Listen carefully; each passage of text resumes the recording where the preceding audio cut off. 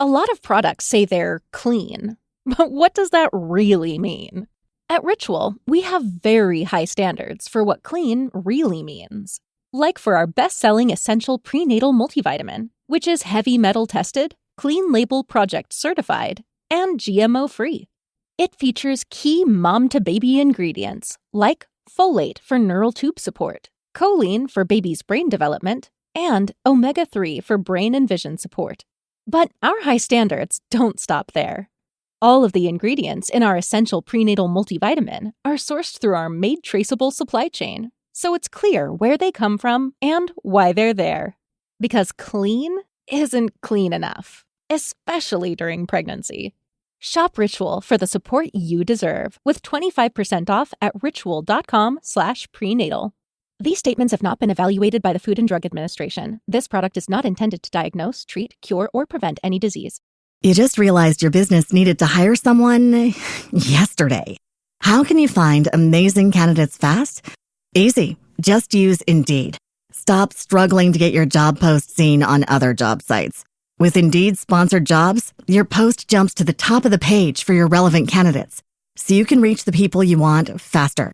According to Indeed data, sponsored jobs posted directly on Indeed have 45% more applications than non-sponsored jobs. Don't wait any longer. Speed up your hiring right now with Indeed. And listeners of this show will get a $75 sponsored job credit to get your jobs more visibility at Indeed.com/PODKATZ12. Just go to Indeed.com/PODKATZ12 right now and support our show by saying you heard about Indeed on this podcast. Terms and conditions apply. Hiring? Indeed is all you need.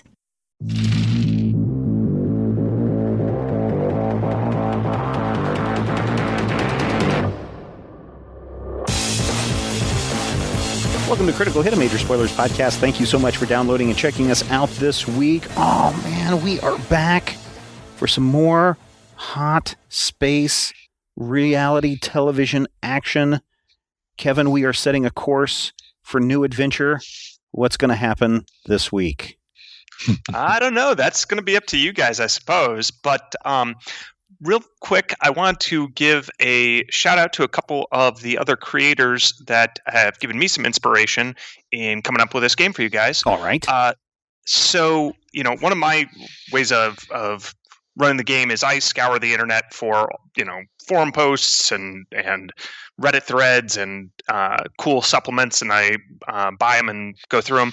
So Rogue Genius Games and Everybody Games, particularly the work of Alexander Agunas and George Loki Willems in the Pop Culture Catalog series, those have been really, really good in Starfinder stuff. You can find it on drivethrurpg.com, and there will be links in the show notes.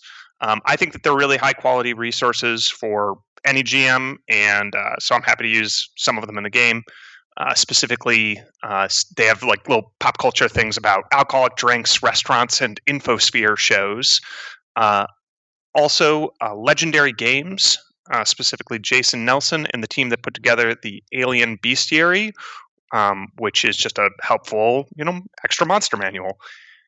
And lastly, the user Pizza Zaria on Reddit, who does a bunch of homebrew stuff and had pages of notes about food, and I thought that was cool. Very nice. So you don't have to go out and buy the Starfinder Starship Operations Manual, a $39.99 book with only 158 pages in it if you don't want to, because I'm sure there are awesome resources online that cover all of this stuff. Yeah, really great stuff. So nice. But in terms of what, only like $14, I believe, or $10. Sure.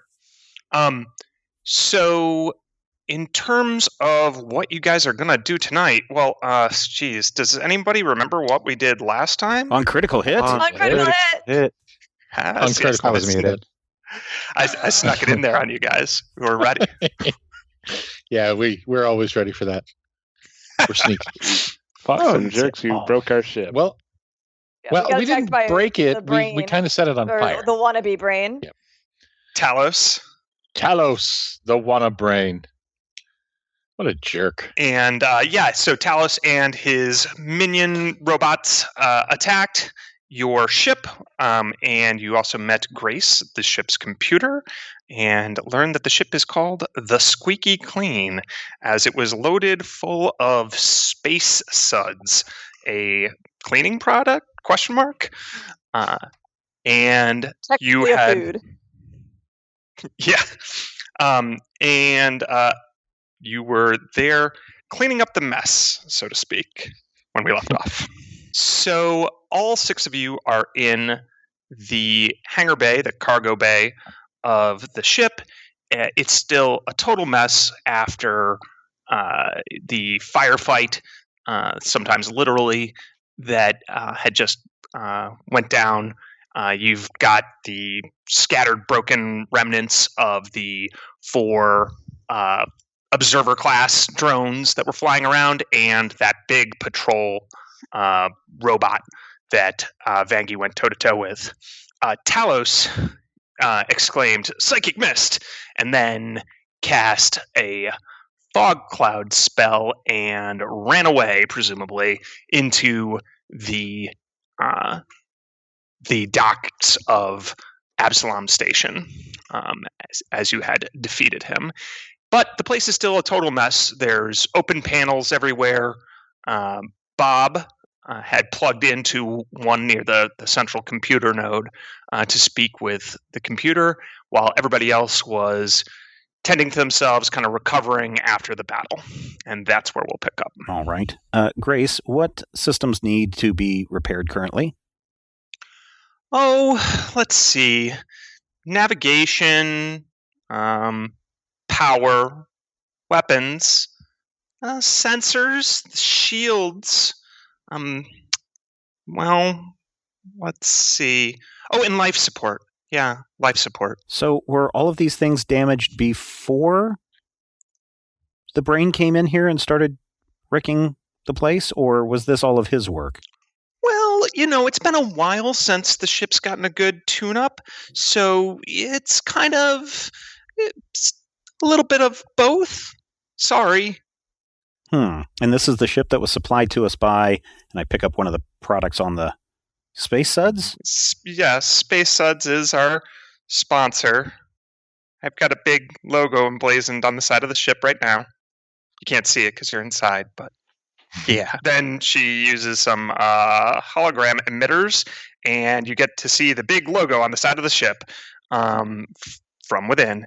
And the ship is evidently a seafoam green, kind of boxy, kind of older school ship design, and it just says Space Suds in retro futuristic font, and there's little brushed air bubbles all over the place.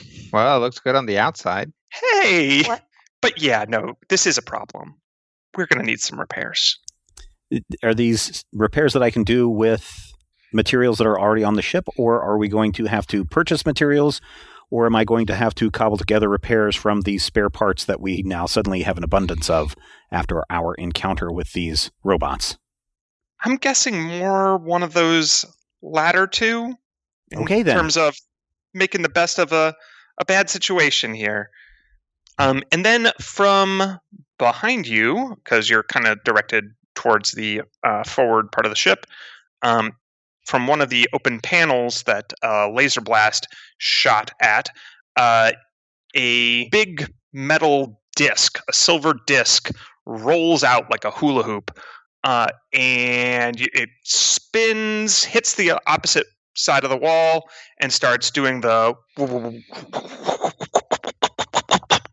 And then it is disc side down, landed on the floor. After just a moment, little wheels pop up from underneath the disc. So the disc itself is covered in strange runes, presumably magical runes, and alongside glowing mithril circuitry, and it's about 2 feet in diameter. The lower half, like I said, has these whirring wheels and little rotating mini thrusters that seem to have popped out of it.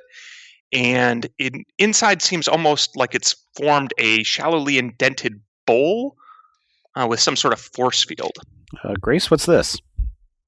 Oh, that was another one of the products supplied by the sponsor. I'm not sure. It starts to whiz around the room, kind of seemingly going in every which way, until it comes across one of the discarded lime green Space Suds pods, and a little two-pronged metal grabber arm pops out of a panel and grabs the packet. It's like Space Suds' natural predator.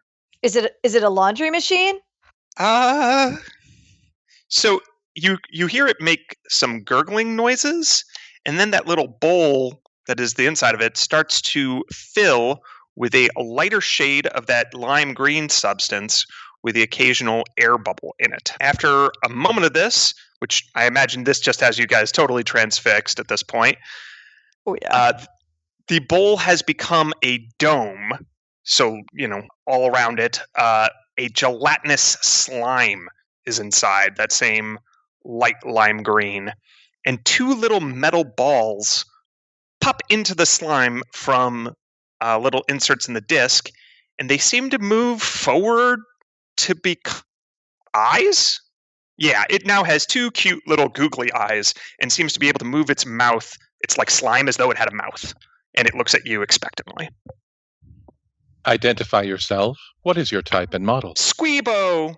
Are we familiar with a Squeebo? Like the mascot?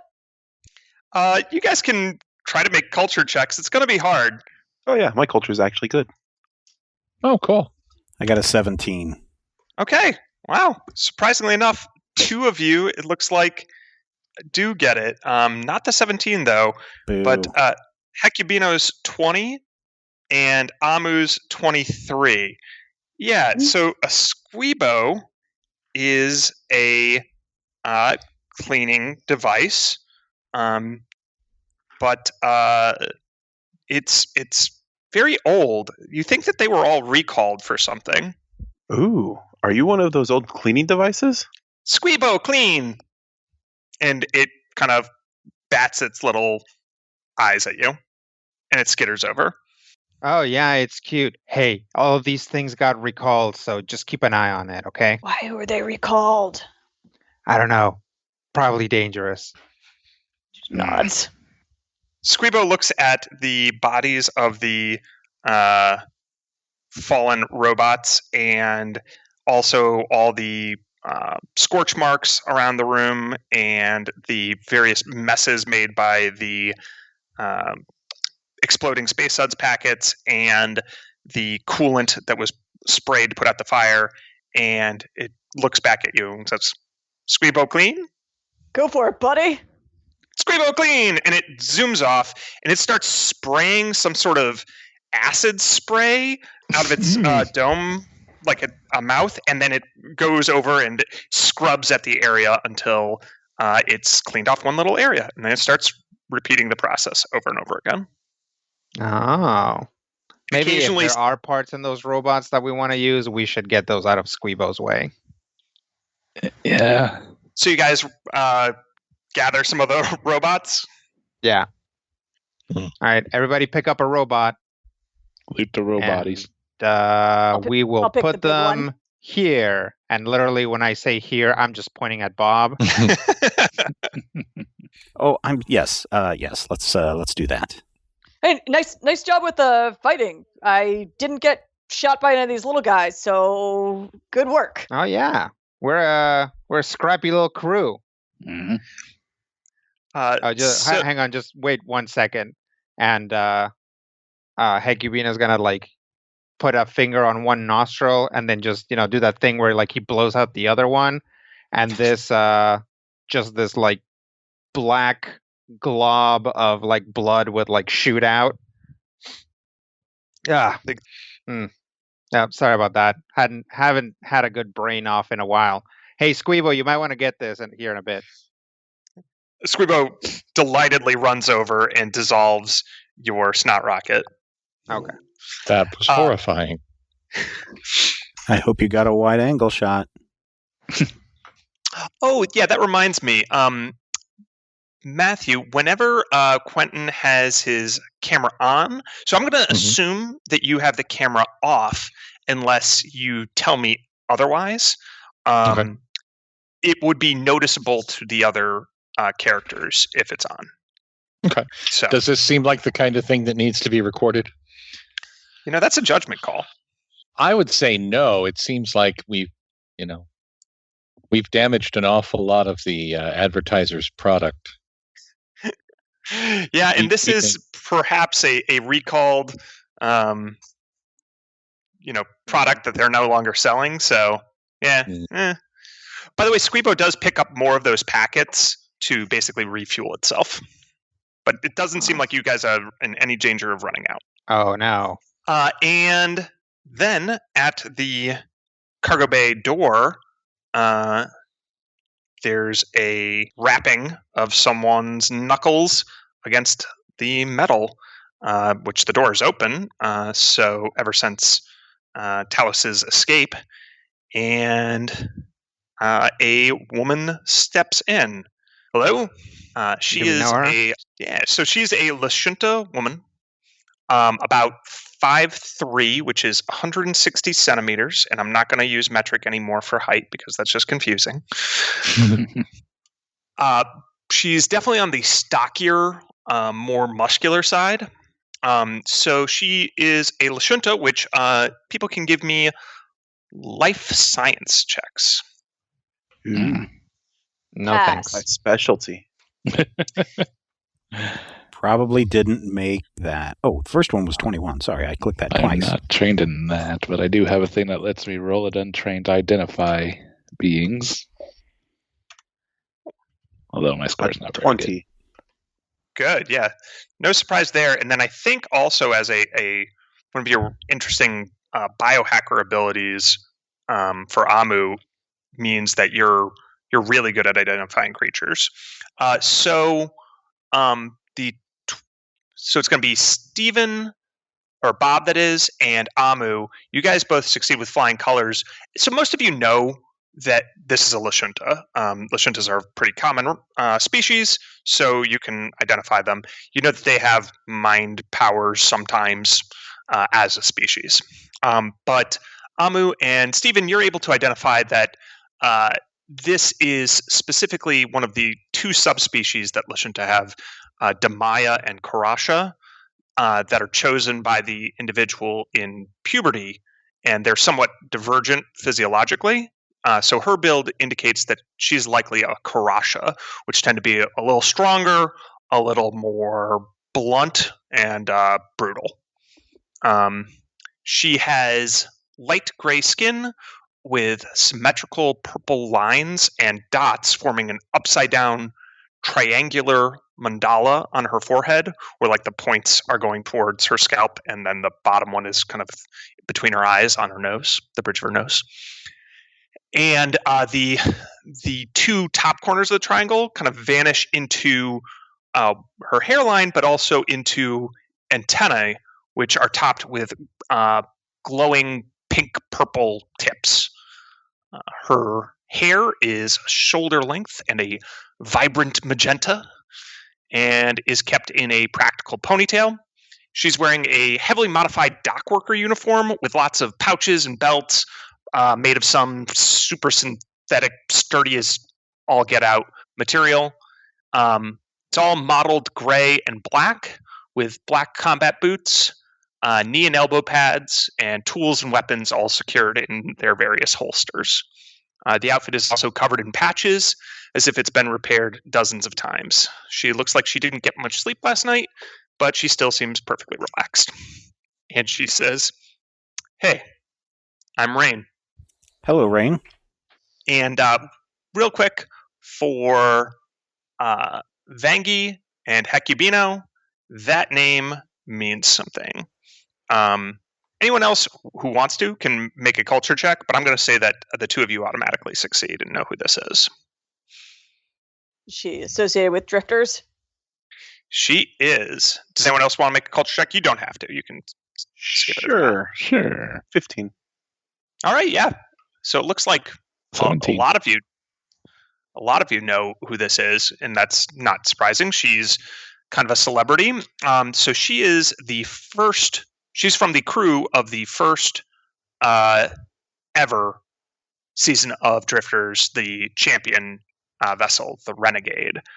And she is the now sole survivor of that crew.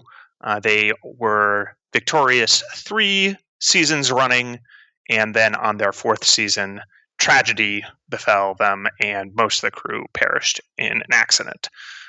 So she was the captain, and she was very, very famous, maybe 20 years ago. Vangie, kind of points her trident down. It's like, oh, it's a real honor. Are you like hosting, judging? Oh boy, the fanboy stuff. Well, we got dealings to discuss. I'm something of your mysterious patron, so you're welcome, I guess. Either that or I'm sorry. Guess we'll see which one. Well, thank you for providing everything here. Sure. I'd offer you a seat, but it seems to be a little bit of a fixer-upper.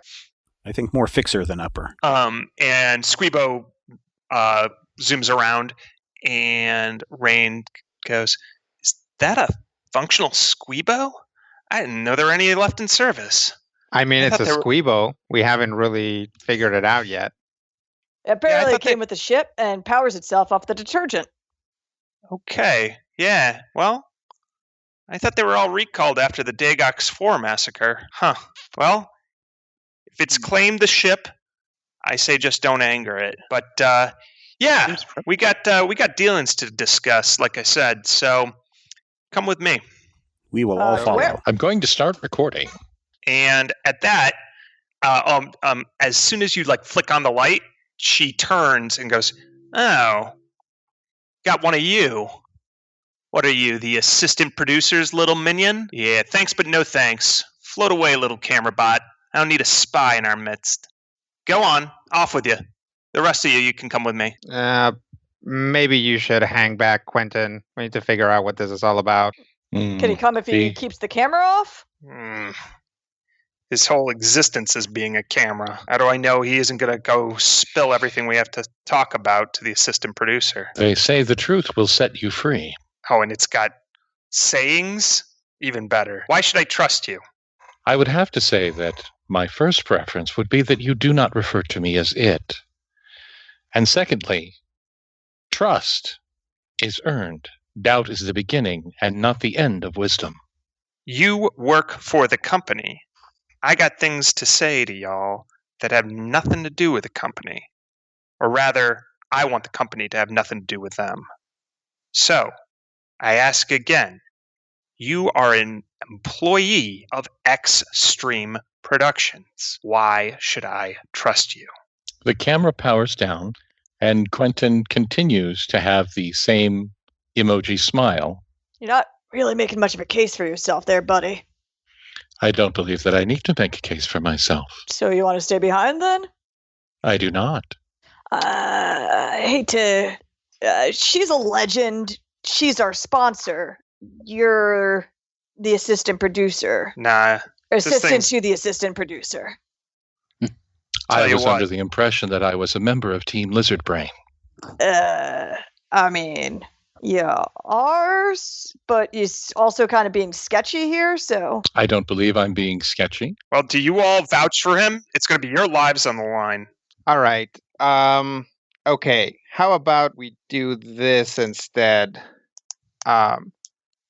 Is there anybody here who absolutely needs to hear what you have to say? Like, who do you need? I'll ask, Rain. Yeah, her name is spelled R-A-Y-N-E. Anybody you consider crew, I should talk to. Well, we do consider Quentin part of the crew. What if afterwards we let you look at his logs? Well, I suppose if he's going to be joining you guys, he can come for now. I've got my own ways of keeping information private for the time being. It's more a matter of going forward and the like. All right, fine, but keep the camera off. Yeah, totally. Okay. And with that, she heads out of the cargo bay. We will follow. She is not. Yeah, she's not waiting for you guys, so she's just assuming you guys will follow. And the 6 of you pile off and disembark. And Grace says, "Okay, well, I'll just start on the repairs myself then." Thanks. Bye. You can keep in contact with me and let me know if there's anything that I need to pass on to our patron and see if she can cover any of the costs for any materials that we may need. I would start with life support systems first. Perhaps Sounds it would good. be prudent to repair the power systems first. Definitely going to need humanoid assistance for that. Okay, bye. Bye. We'll be back. Behave, Scribo. Try not to massacre anything. All right. So it seems to be taking you somewhere in the ring near Drifter's End, which is not far from where you guys were in the first place. And sure enough, you pull up to a bright magenta neon sign that says Renegades. And below that, it says, "Here, we're all champions." And you are approaching a rundown kind of family diner joint in Drifter's End. Rain and the 6 of you approach. You can see, now that you step inside, it's got this plastic leather bench seating with these quick clean tabletops, and it looks like how people thought the future would look 20 years ago. The benches are the bold primary colors, red, yellow, blue, and there's pink neon signs that offer intoxicants by the bar and direct you to the facilities. And out of nowhere appears your host, an outdated simulation hologram AI, appearing as a somewhat transparent human man with a receding hairline and fuzzy mustache, wearing a vest and suspenders, while his lower body isn't sufficiently projected by the holo emitters to really be clear at all. So it kind of looks like you're being greeted by a ghost. Oh. So upset that we can't be filming this. And he says, "Greetings, Nukanik." And then he makes a bunch of weird mouth noises, and one of the holoprojectors makes some coral reef arms for him. "To Renegades, here we're all champions. Mr. Strain, your usual table is ready." And he points to, there are a lot of empty tables in here. There are some patrons, sure, but there's a large booth in the back. So the like, here we're all champions thing and like the general aesthetic, is this like a down on its luck, like kind of basically Drifter's focused sports bar? Yeah. Mm-hmm. Yep. Sports It's bar cheers / and family cheese Sam Malone. establishment. Yep. I got like classic American diner vibe. So you all go to the back with Rain, who makes herself comfortable, and a little VR menus pop up in front of each of you. There's no actual physical thing. They're just all emitted. And it seems like there are little customized menus for each of you based on your infosphere profiles. I'll let you guys go over that in a moment, but at first, Rain kind of waves a hand, and all the holo emitters stop, and she pulls out a little rod, just slightly larger than her hand, flicks a switch, and sets it on the table, and then pulls out a pouch that has several more of these rods in it, it seems, as she opens the pouch and pours them onto the table. All right, let's talk security first. Like I said, the stuff I tell you, I don't want to get out. So each of you take a portable signal jammer They'll block access Ooh. to the info. Yeah, pretty fancy. Not really, but better something than nothing. So they'll block access to the infosphere and any wireless comms links. Plus, they'll make some fun sounds for whoever might be listening in to enjoy. And as for your friend there, well, for you, I don't know. You might be hardwired. If I had the time, I'd crack you open like an egg to check, but don't think that'll happen today. So, here you go. I wouldn't recommend such a course of action. I'll bet you wouldn't. All right. So, I recognize you two little fan geeks, pointing to Hecubino and Vangi. I smile like that was a compliment. Yeah, same here. Like just a big fangy grin. I couldn't tell if you said Fangy or Vangi, but either way Both. it worked. So you two probably know all the ins and outs and can even name the past 5 Drifter champions, am I right? Probably. Well, what about the rest of the crew? Do you all know exactly what you signed on for? This is my first mission, We signed up to be a medic on the Drifters show. and I get a ship. I have a passing familiarity with the show. Okay. All right. So you need a recap, or you good? Sure. First mission and whatnot. Should probably go over the basics. All right. So Drifters came out of freebooters and smugglers flying crazy missions off of anyone's sensors or schedules. In the diaspora, we'd dodge asteroids and mining detritus, and blast the slimy Shantax out of the sky before the flock could tear our ships apart. It was, I don't know, a community of sorts, a collection of people who just didn't belong anywhere else in the galaxy.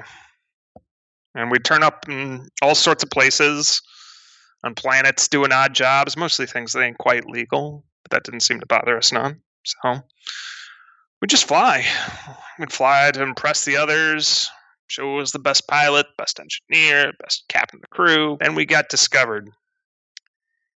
And the choice became prison camps or sell holovids of our adventures. So didn't seem like a bad deal at the time. Most of us were dirt poor and could barely keep our ships in repair as it was. So we signed the contracts, took the money, a few producer lackeys aboard, and then season 1 of Drifters. Now it's something else altogether. Have you seen episodes of the show? Yeah. So if I've got a collection of favorites, I can queue some up if you want afterwards. I have a complete library. Yeah, they always seem to find room for the infosphere uploads. They say they got limited interplanetary bandwidth, but I know for a fact they kicked a few technical and medical journals out and managed to always get the latest episode in the uploads. Anyway, how about you? And she nods at Bob. I get to fly a ship. Well, all right, that you do. Okay, so let me explain how this is going to work. Each race is separated into 2 segments for the show. The first is planet-bound. The second is in space. Now, they'll pick different planets, and it's not just open space. There's always going to be something going on. I promise you that. Got to keep the show interesting, after all. Last place in each segment is eliminated from competition. But the order you come in matters, too. You place well enough, you get some extra supplies or some advantage in the next segment or race. They keep those pretty locked down until the race actually begins, so you won't know in advance what you're racing for. But you can also get help from your fans.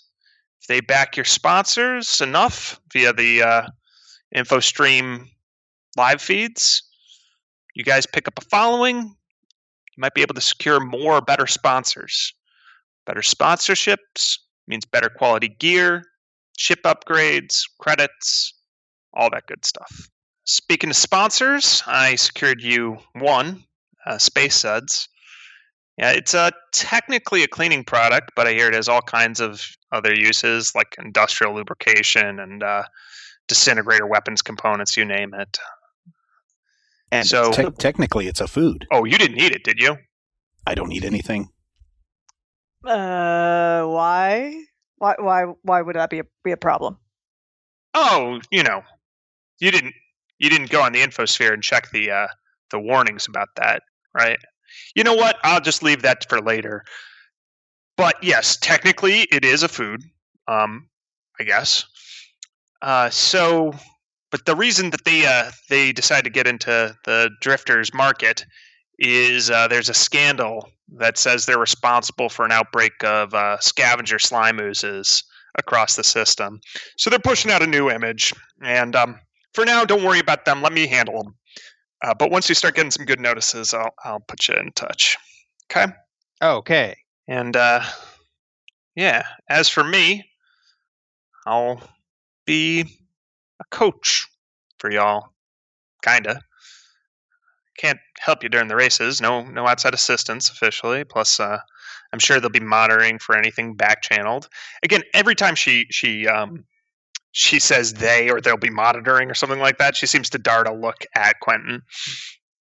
But I can see what I can find out before the races to get you guys as prepared as possible. As you've probably noticed, they're not much for advance warning, so we're going to have to wing it most of the time. Improvisation, if you want the technical term. That sound good to you? I have a question. Yeah, shoot. I believe the colloquialism would be, what's in it for you? Yeah, so you're going to be doing some stuff that isn't strictly on the books either.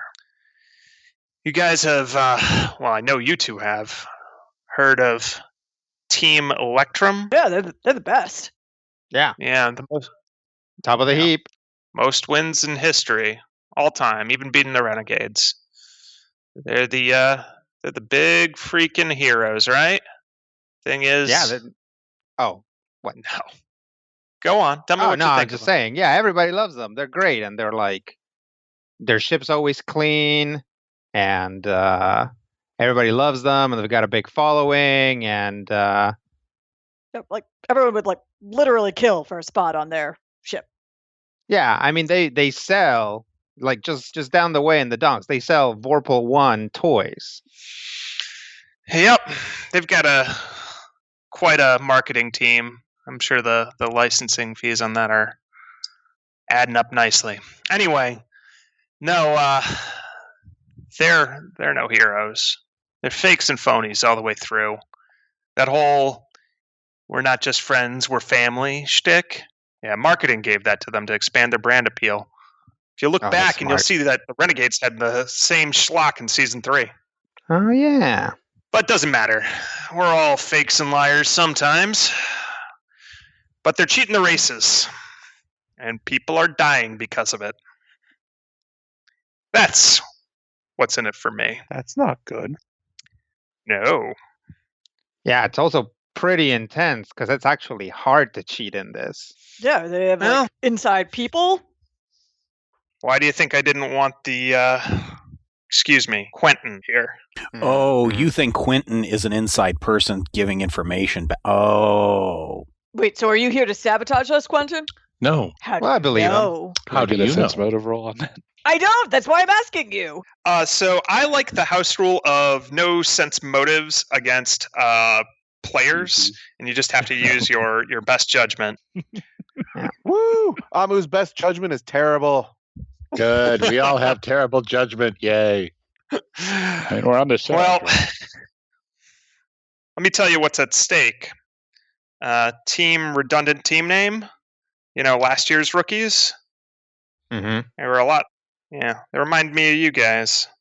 You came this close to winning the whole shebang, and when you know it, thruster malfunction. Boom.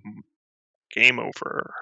Before that, there was Team Lunarcana. They're mystic overloaded in a system with twin moons. Funny thing, she was a star shaman dedicated to Desna. Guess the feelings were mutual. Imagine having all the starlight of the system condensed into a single beam and poured into your skull through your crown chakra. All the crew exploded. Boom. Game over. And don't even get me started on the irony of Team We Love Spiders. Ugh. That was really Not too gruesome. bad. They were the dark horse. So wait. You're saying that all of those frequent but unfortunate accidents were not accidents? The way I figure it, someone on the inside is helping Team Electrum win. And I want to know why, and I want to stop it. So, we find some evidence, and we set a trap. Oh, so like we try to be up ahead, and then we wait for Team Electrum to try to blow us up? Well, you want to win, don't you? That's why you're here. We want to win. Yeah, Yes. but I also don't want to be bait. Oh. We're here to Well be a then. medic on the Drifters show. I Wait. If we're bait, that means we're winning, right? Yes. If you're losing, there's no purpose in killing you. Yeah. I wish not to be killed. Noted. Well, I've got bad news for the job you signed up for, Bob. I'm a pilot. It's the best you're job in the piloting galaxy. Drifters. It's the best job in the galaxy.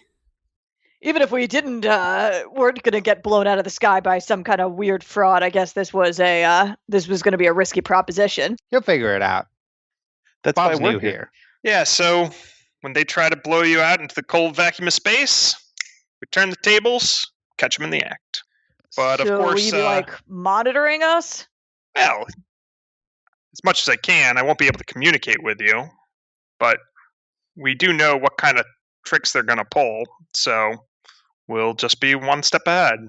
To keep us from getting blown up or That's right. having Hecubino explode. That's right. All right. But So- of course, it ain't that simple. There's another complication, which is you guys are way too green to go up against Team Electrum. You're nobodies. You have to make it through a couple rounds first. Plus, like I said, evidence would be good, so we're going to have to get some of that. And I'll see what leads I can dig up on my side and send you to go to places I can't. They keep a pretty close eye on me. I'm counting on you guys flying under the sensors. I can fly anywhere. Yeah, Bob can do it. Spoken like a true drifter. Oh yeah, and outside the races, you're working the case, scrounging up credits to pay the bills, all that stuff. I can't transfer credits to you. They had to have a lock on all our accounts instantly. They're real good at enforcing the rules when it comes to the little guys somehow. Ain't that just convenient? So here's some fairly hard to trace cred sticks I've scrounged up for you. And she sets another pouch on the table. 4,200 creds in all, so 700 each. Don't spend it all in one place. Ooh. We will try not to. I'm writing my 700 on my sheet if everyone wants to do the same. As am I. Okay. These are old cred sticks, like they're much nicer, newer ones, and it's not even in even denominations. It looks like these have definitely been scrounged up. These are like 10, 15-year-old cred sticks, but they'd still be honored, so whatever. Money's money. As you guys may or may not know, credits are the currency of everything in Starfinder, and it's an entirely digital currency, but these cred sticks are effectively pretty anonymous, and so if you don't transfer them into any of your personal accounts, they can kind of be spent like cash. Cool. Nice. I mean, there's some theories on the infosphere that there's tracking chips in all of them. But How'd you pick us, like, as opposed to, I don't know, one of the bigger teams? the bigger teams are too into the system. They've drank deeply, and I think they would. I can't trust them. Plus, I saw what happened with Team Rust Dragon, and I thought these kids have some, moxie to them at least. Yeah. Hey, you wouldn't happen to know if Team Rust Dragon is back in the races, would you? Oh yeah, yep. That's I pretty imagine fun. they'll, making enemies early and often. Who's Team Rust Dragon? Team Rust Dragon is a team that used to be very good on drifters until they ran into a slight problem. What was that problem? The problem was that Vangie and I decided to prove our mettle right in the middle of the competition in front of everybody, and we kind of blew them up in the process. We were also working for them at the time. Thus gaining your entry into the games. Yeah. It was awesome. Why did you Yeah, blow I up the regret people you were nothing. working for? Well, because they wouldn't put us on. Look at this. Look at this. Look at this talent. They were just sitting on that. Relegated Because to pit Amu, he crew. who hesitates is lost. Two stalks Man. will kind of come out and get a closer observation of a Hecumino. Yeah, that's Yeah, leading man see? material. Why were they Yeah. sitting on you? I don't know. Politics. Experience, I guess. Oh, you don't mean literally. Okay. I mean, Stocks will come back in. there was that one time, but, I should have gotten out of the cockpit faster. You were making repairs. Yeah, In any case, good to know Team Rust Dragon is back. Gotta watch out for them. Anyone else we should watch out for? Oh, I'd watch All out the for other teams? everybody. Yeah. Hmm? Everyone. They'll all be gunning for anyone they think they can knock out easily. And Well, as you guys don't have a reputation yet, they'll see you as an easy one. Nobody wants to lose to newbies. that's fair. I don't even want to lose to a newbie. Also, too bad. Nobody wants to lose. Okay, so try to catch Team Electrum in it. Watch out for the other teams. Go on smaller runs first. Gather evidence. The Gather conspiracy. evidence. Don't trust extreme. Right. Yeah, that's about the size of it. All right. Anyway, we should try to get in touch with you if we get info or whatever. Yeah, here's my personal comm link. Ding. Ooh. Personal ding comlink. Well, thank you for giving us a chance to prove ourselves through this extremely dangerous assignment. Like I said, you're welcome or I'm sorry. Take your pick. I say it's both. Thank you. If you want, this restaurant still serves food. I know not many people come here anymore, but it would be on me. Yeah. Yep. Never turned down a free meal. All right. No more on the whole conspiracy murder plot, okay? Can never tell who's listening. Okay. And she clicks off the little signal jammer rod, and the VR menus pop back up because they actually, like, the emitters had a connection to Infosphere Lost logo and was like rotating all the while you guys were talking. But now that connection is resumed, and it has popped up little menu recommendations for each of you. Oh, thank goodness. I'm sorry. I was connected to Wi-Fi with Grace back at the ship. Well, when you turned that on, I'm sorry. It limited some of my processing capacities, and I turned to Amu. I didn't say anything stupid, did I? Not that we're aware of. Good.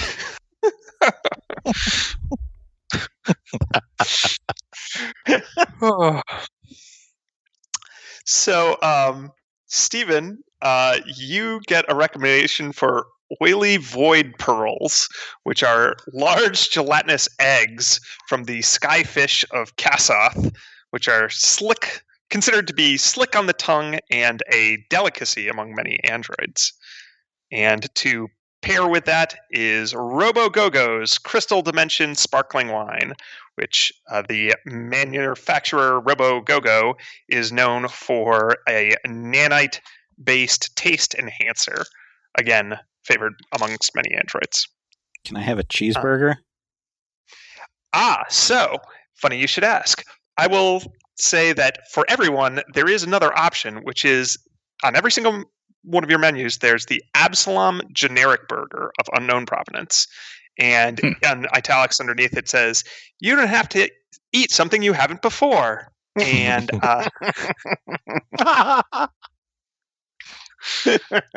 It's the kids' menu.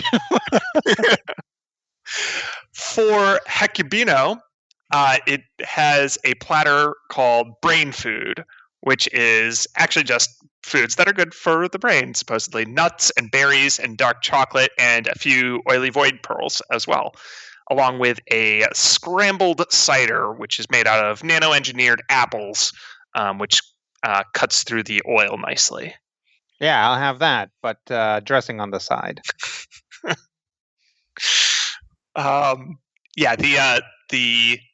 Your waiter, he's actually now he's the same projection, but he's not a host. Now he's your waiter, and he's got a name tag and it says Connor. Says yes, of course. Let me take your orders, and scrambles that down on a holographic pad that he doesn't need. Vangie, yours is Rage Pepper Meat Stick with a Desert Snake dessert. The meat stick is a little tough and peppery. It's extremely spicy, but the Desert Snake is that sweet and spicy mix. I love everything about this. And paired with that is Skittersec, which is a type of it's Skittermander mezcal. Now, and a bunch of weird juices and all sorts of stuff like that mixed in there. So Skittermanders, if people aren't familiar with them, they're an alien species that live on Vesk 3 primarily, but they're now all over the galaxy. And when the Veskarium conquered them, they really didn't know what to make out of them because they're just super helpful and friendly, but they also don't obey orders if you're not like right there. They don't really seem to have any the Vesk basically said, "We've conquered you," and they're like, "Okay, we don't know what that means," and that's irrelevant. So they are kind of the Vesk's comic bane, but this is a known alcohol. Oh, are they the drink. ones that look like tribbles? Like kind of like with like 6 arms? They're like cute and fuzzy. Yeah, they're bloody. Yes, I wasn't going to call them adorable. tribbles, but that's what they are. They're Yeah, fuzzy and they look more. 6-armed. They're like space teddy bears. Yes, but they're like the tribbles to like the Vesk's Klingon. Yes. A plus. For Quentin, She'll just say, Sorry, like, go I ahead. don't understand why people don't come to this restaurant all the time. These recommendations are spot on. yeah, it has to do with intergalactic shipping and everything being custom, and it wasn't really extensible as far as that. You know what? Just enjoy. Quentin, you get recommended a nutrient nanite slurry with strawberry flavoring, alongside a Robo-Go-Go strawberry rosé. That sounds fine. I'll have what he's having. All right, sure. 2 years ago, when I was 1, I had a bad reaction to these, so I've kind of avoided them since. You say to the giant, oily Yes. eggs. Yes. Cool. Hecubino has a couple with his. He's fine to brain eat them, food. but I've just lost all my appetite to those things.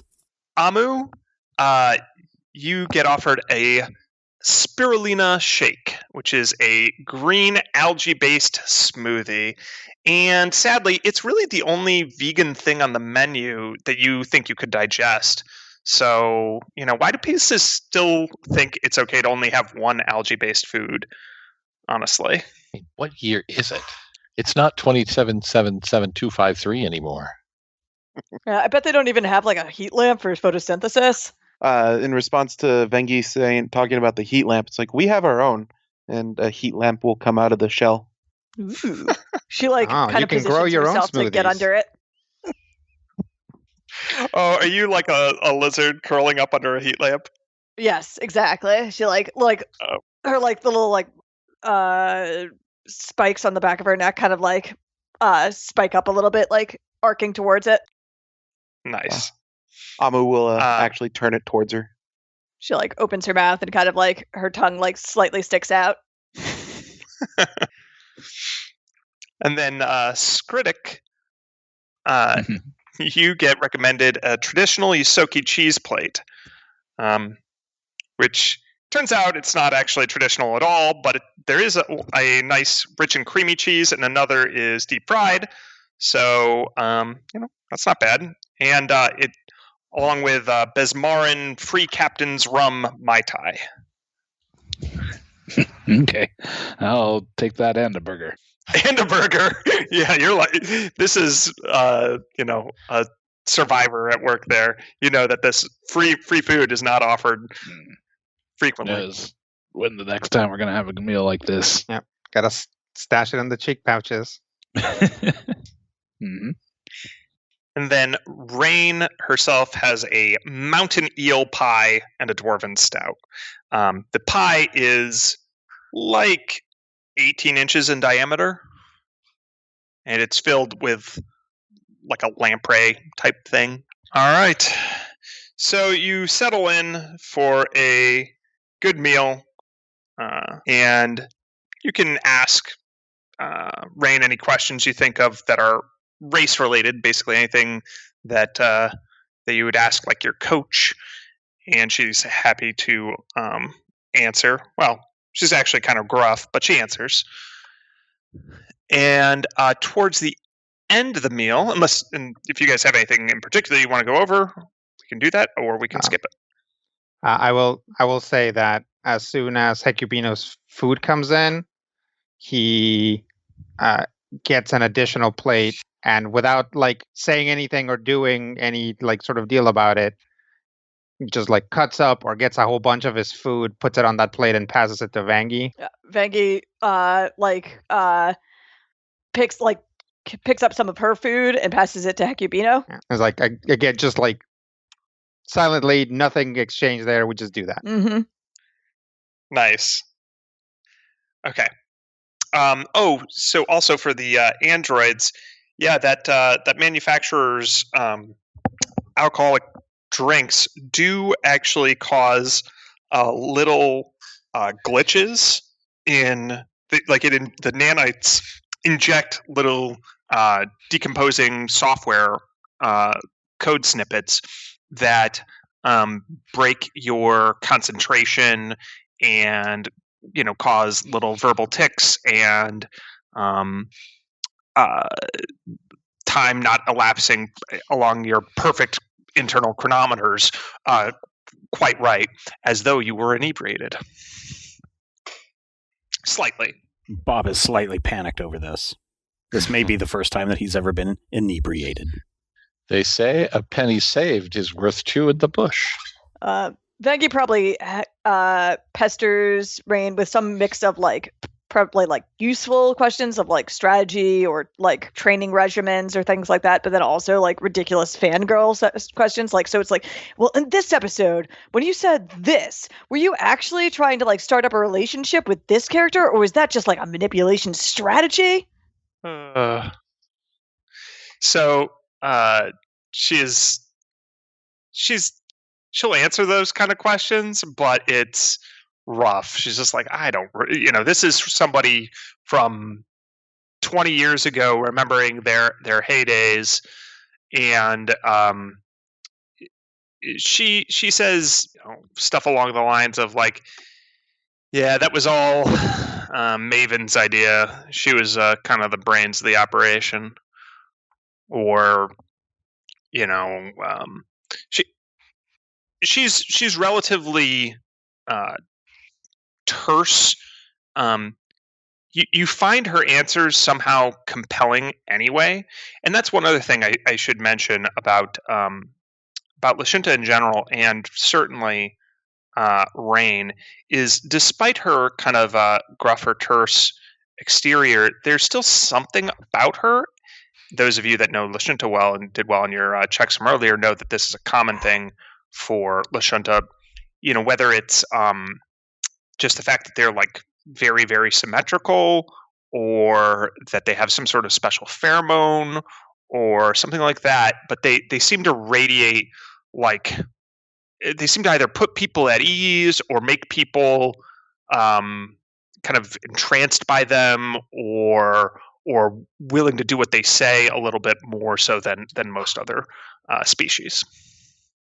So even though she gives you kind of clipped answers, you can, I assume, stay quite interested and at the edge of your plastic leather bench seat. Absolutely. Amu's not going to be asking a whole lot of questions, but they will be picking scraps from literally every plate on the table without asking. This critic's gonna chase you off with a fork, probably. Stab him in the hand. Considering it. I got extra, but watch yourself. The first time he does that to Vanjie, she just shrugs and like just grabs a piece of algae off his plate and then pops it in her mouth and then like makes a extremely disgusted face. So, out of curiosity, is Amu, does he have any sort of dietary restrictions, or is he able to eat all of this food regardless of whether it's like a rage pepper meat stick or anything else? Literally able to eat anything. Benthic area scavengers for what the Recreachi are. Yep. It's like, none of this is rotten. What's up with that? Delicious. None of this is rotten. Some of this should be rotten. It would taste better. Maybe the eggs. Also, I assume that a lot of the food that Amu takes is just going to like be sitting in a chamber in a shell for like the next week or so. It's possible. Parsley. We don't know yet. All right. So you're sitting around, you think you're basically wrapping up the end of the meal and getting ready to head back to the ship. When some of you hear a familiar voice. Well, what do we have here? And a big, bulky human male with a shaved head, a big red bushy beard, and a cybernetic eye enters the establishment. He's wearing battle harness powered armor with an integrated railgun on his back. And Vangie and Hecubino recognize this as Red Iron, the leader of Team Rust Dragon. Oh, hey man, what's up? Funny meeting you here. Small station.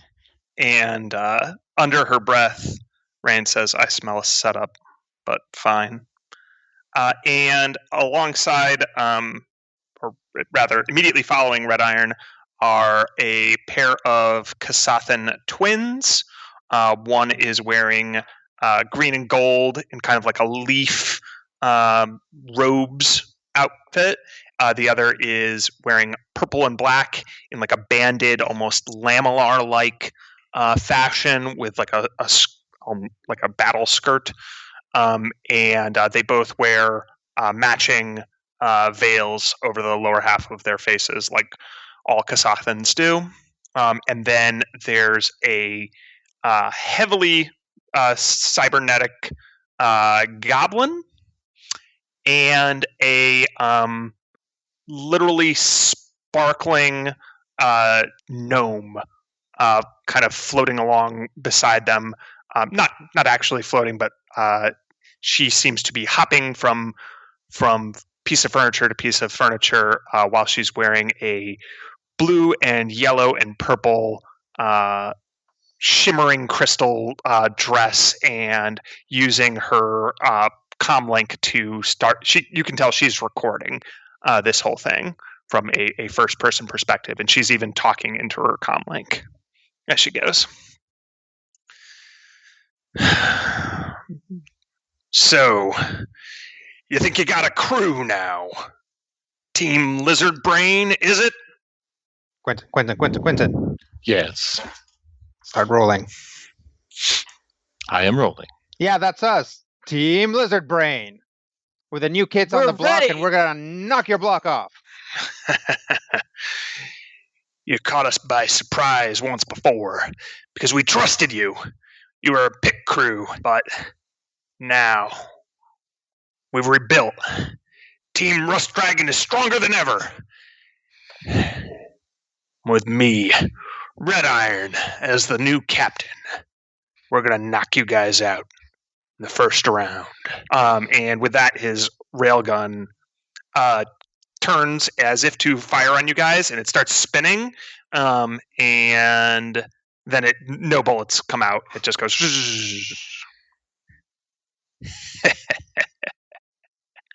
Yeah, we'll see about that. Also, congratulations on your promotion. They say an orangutan in silk robes is an orangutan nonetheless. As for the rest of you, watch out for these two. They're just a bunch of rooks. Don't know what they're doing. They're about to get y'all killed. Lean into Vengi. What's a rook? Is that like the bird? Rookie. No, like rookie, like newbie. Yeah. You underestimated us before. It looks like you're still underestimating us. Bet you don't even know where the first segment's gonna run, do you? Where is the first segment gonna run? But just so we're on the same page, where do you think it is?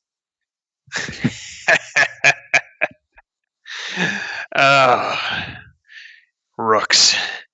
You think the race is just on the planet or in the stars? We're always competing! And he slams his gauntleted hand on the table. And at that, Connor, your waiter, appears.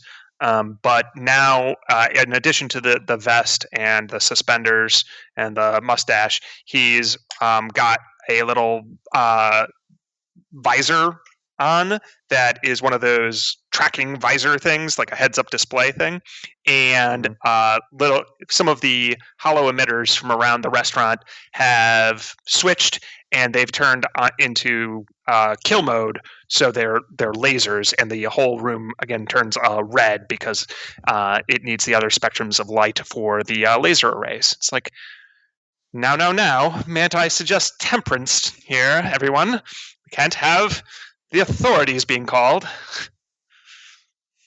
Yeah, and you spilled my mezcal. Rain will just say, yeah, why don't you save it for the race, big guy? And Red Iron turns to the gnome who's doing the recording and goes in for his close-up and says, the new team Rush Dragon will have revenge and justice and vengeance. Okay, we're good? We're good? Yeah. But I meant every word I said, too. Rooks. Just starting to like you guys. And then they leave. Good luck with the race. See you soon. He's a nice very to see you again. He's a very jovial person. No, he's not. You misread that. Yeah. He's very, very angry at us. But laughter means... Yeah, he is. And actually, he's really tough and dangerous, so he might kill you. But laughter means happy. I'm pretty worried about that new team. They look... The twins, that's really creepy. And, the twins. Such a good move. Why aren't any of you twins? I know, right? Could you... Like, she looks at Quentin and Bob. Could you, one of you rebuild? Actually, there are 37 other models that are just like me. I don't know that I want that. We're a few million of the same siblings. Hey, Amu, don't get me wrong. You are working it. You've got the whole metal organic tendril thing going. Like you're on point. Don't change the aquatic audience is gonna love this. Love it. Yeah. But anyway, back to the original line of conversation. Those guys are dangerous. Avoid them at all costs. They will kill you. And they're actually gunning for us, unlike most other teams who, probably still don't know who we are. Yet. Yet! I like your enthusiasm. Yeah. That's great. Vanki and Hecubino, you know that what Red Iron does, besides his guns, he is what's called a vanguard. He can manipulate the forces of entropy and channel it into direct hand-to-hand combat, and basically entropic blast people apart with his hands. Ooh. Fancy. He's also extremely tough. Yeah, you don't want to mess with that guy. If you find yourself in a one-on-one fight with him, just try to get away from him, because unless you're very, very confident in your ability to not be torn apart both by a big pair of meat hooks and the entropy of the universe, I would just not. Generally try not to anyway. That's good. The rest of the restaurant lights return to normal entertainment mode. Kill mode has been deactivated, and Connor is looking again like himself. Mistress Rain, is there anything else you require? It's like, just call me Rain. It's like, you know I can't do that, mistress. But now that those scallywags are off, shall I? And she just says, just put it on my tab. So, of course. And little servo bots come and clear away the table and do a quick clean, and it's all as if you were never here. But Rain stops you before you get up and goes, there's one thing that Connor brought up that I suppose we should discuss, which is the authorities, the law. Quentin. Recording. Stop filming. I have stopped recording. Okay. So, one piece of advice, don't count on them for anything. The stewards and the starfinders and such, yeah, they got other problems, like the corpse fleet of Eos and some Islanti Star Empire diplomat assassin or some such. Plus, the company's legal team is no joke. I don't know them personally, but whatever rules they can't bend, they get changed or get exemptions, or they find some friendly planet or system to host for that segment. Since you're all technically volunteers, nobody seems to care much that you might be murdered. After all, if you don't like the job, just quit, right? Okay. The independent Good to know. contractor caught us some. Independent contractors, exactly. All right, just so long as you know, there's nobody else you can count on out there. Yeah, that waiver we had us sign was no joke. Well, you guys should probably clean up, fix your ship, get some rest. They'll be sending you mission assignments soon. I'll try to find out if I can try to figure out where they're sending you. Okay. Thanks for your help. It's a real honor. Yeah, it's been great. And thanks for lunch. Thanks for the food, yeah. And as everyone files out of the restaurant and is content with all of their food and their quest being given to them, there is a little internal buzz, but it's not audible to anybody else, sent but in a message being sent in private mode just to Quentin. It's private mode, so if you play it back, only you will hear it. Ooh. I will play it back and only I will hear it. All right. And it is from Crystal Wiles, the assistant producer. And it says, hey there, Quincy, Vincent, Clinton? Yeah, so I'm going to need to ask you to do the company a favor and just go ahead and let me know everything that goes on aboard the ship. Just whatever anyone is saying or doing or thinking, who you meet and talk to, what you do on off hours. Because, for you, this is really like your whole purpose, okay? It's like you were literally built for this. And if you want to advance in the company, this is a key first step.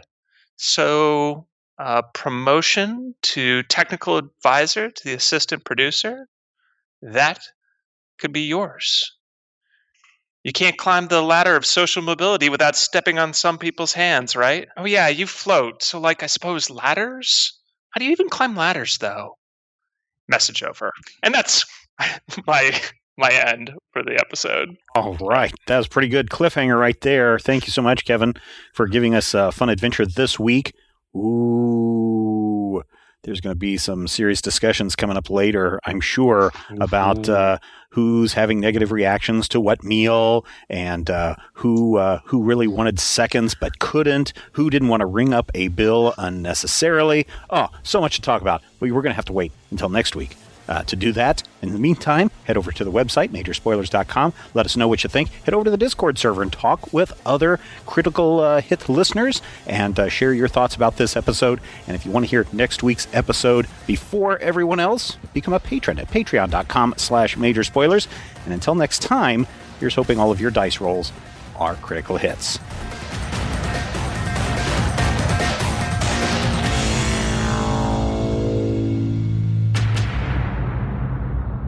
This podcast is copyright 2020 by Major Spoilers Entertainment, LLC. A lot of products say they're clean, but what does that mean? Ritual has high standards for what clean means, like their essential prenatal multivitamin, which is heavy metal tested, clean label project certified, and GMO free. It features key mom-to-baby nutrients like folate, choline, and omega-3. Clean isn't clean enough, especially during pregnancy. Get 25% off at ritual.com/prenatal. These statements have not been evaluated by the Food and Drug Administration. This product is not intended to diagnose, treat, cure, or prevent any disease. You just realized your business needed to hire someone yesterday. How can you find amazing candidates fast? Easy. Just use Indeed. Stop struggling to get your job post seen on other job sites. With Indeed sponsored jobs, your post jumps to the top of the page for your relevant candidates, so you can reach the people you want faster. According to Indeed data, sponsored jobs posted directly on Indeed have 45% more applications than non-sponsored jobs. Don't wait any longer. Speed up your hiring right now with Indeed. And listeners of this show will get a $75 sponsored job credit to get your jobs more visibility at Indeed.com/PODKATZ12. Just go to Indeed.com/PODKATZ12 right now and support our show by saying you heard about Indeed on this podcast. Terms and conditions apply. Hiring? Indeed is all you need.